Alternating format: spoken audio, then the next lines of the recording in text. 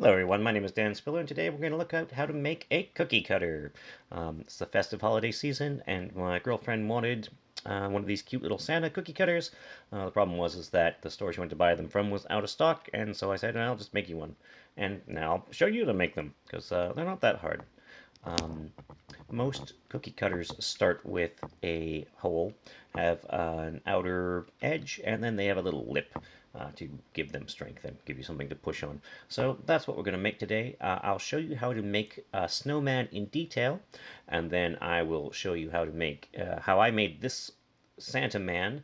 I'm not going to go as much detail though. I'm just going to break this one apart in Tinkercad, and then you can see how I made it and go from there because they're pretty much all made the same way. So first we want to start with taking a cylinder and just sticking it on the plane. You want to keep all your shapes at the same height at first, so don't adjust their shape.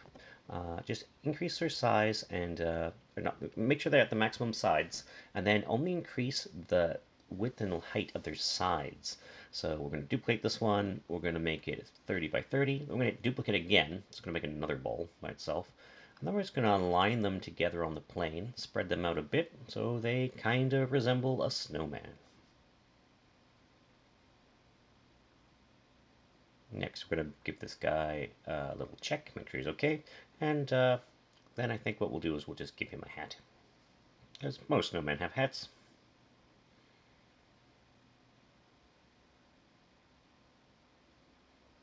Snowman's super easy to make. It's literally 3 balls and 2 rectangles. It's very good practice. And with the shape a good once over, make sure it looks okay. Then now what we're going to do is we're going to, so the center of what we've made is the center. We want to make sure that it looks really good. That's going to be the part that you detract. So the next part we're going to do is we're going to make the outer casing, the actual like part that cuts out the cookie. To do that, we're going to take one of the spheres, and then we're going to enlarge it a bit. And then the default of 20 millimeters is quite deep for a cookie cutter. There's no exact perfect height, but what we're going to do is we're just going to make a bigger one using the scale function this time, and then we're going to lower it to 15 millimeters and center it to the middle part, the shape that we're going to cut out.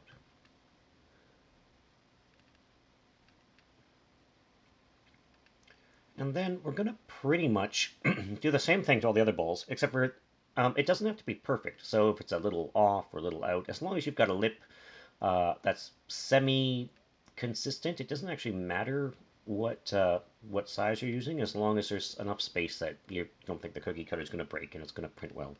That's all that really matters in the beginning.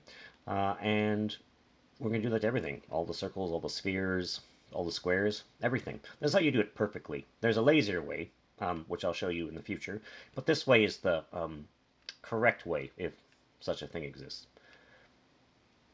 I'm adjusting the hat here, and you'll notice that it's not perfect. I kind of don't care. I'm just kind of moving around.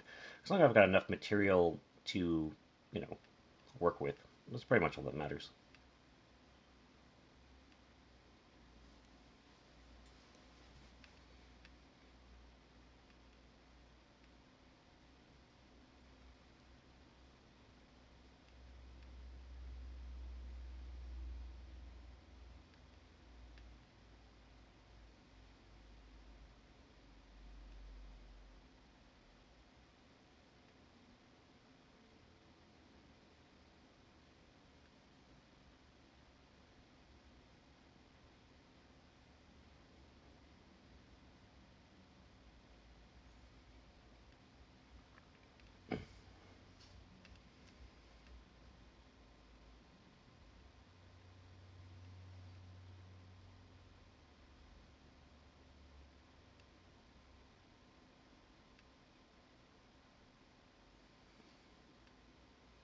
Alright, so now we've got a fairly consistent lip around it. It's all in its obvious parts.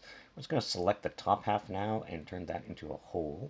And then we're just going to group them all together and see how it looks. It looks pretty snowman-y. The hat's a little thick in the brim, so I'll probably lower that a bit, but overall that's fine.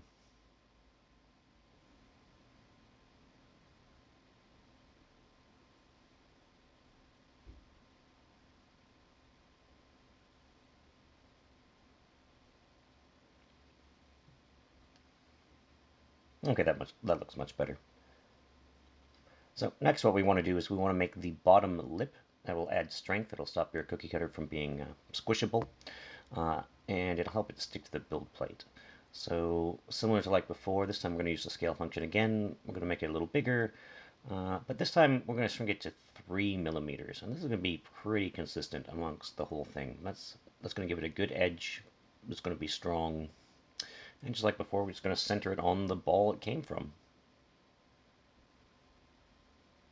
I'll just repeat this for everything.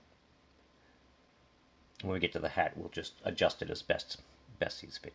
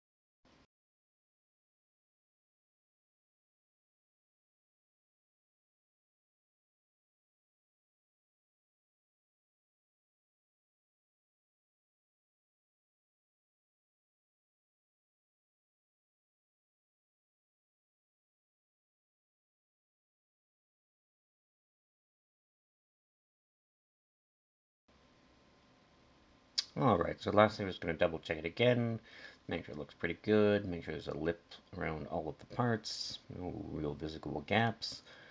It looks fine. Alright, last thing we're going to do is we're going to stick a little wedge on the side.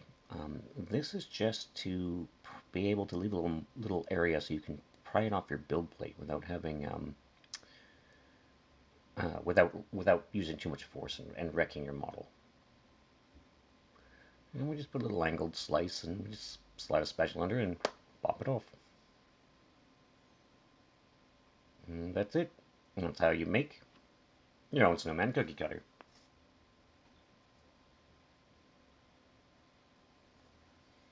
Okay, now we're going to look at what I did with the Santa cutter. The Santa cutter, it's a more complicated shape, but not really. So I'm just going to show you it's got the little marker on it and, you know. Um, so what it is it's just a bunch of shapes. Oh, there's the little, we'll get rid of that. It's just a bunch of shapes. Um, just as the previous one. Um, and it's got a middle layer, an outer layer, the little red bar, don't worry about that. That was just to fill a gap in case I thought something would be too weak. Um, but overall, you'll see that really all I did is I just took a bunch of, all you're doing is drawing an outline here. So if you take cylinders and just stretch them and turn them and return them and rotate them and place them around the edges, you can pretty much do your entire shape with just outlines of circles. And then you just fill it with other ovals or squares or whatever you have. And then any angled parts you can make with just squares, and then I think with this one, what did I do? I think when they overlap on the edges, I just flatten them out with another shape. The bottom was literally just pulled out, so I just stretched the bottom, and then the individual shapes, you can move them around a bit just to make sure that they overlap, but overall, it's just a stretched image on top of a normal image. And then you'll notice that on the whole, that the section to the right, the ball is a little higher and a little different. That's for your Santa ball. If certain details to get the right shape, you're going to have to do them by themselves.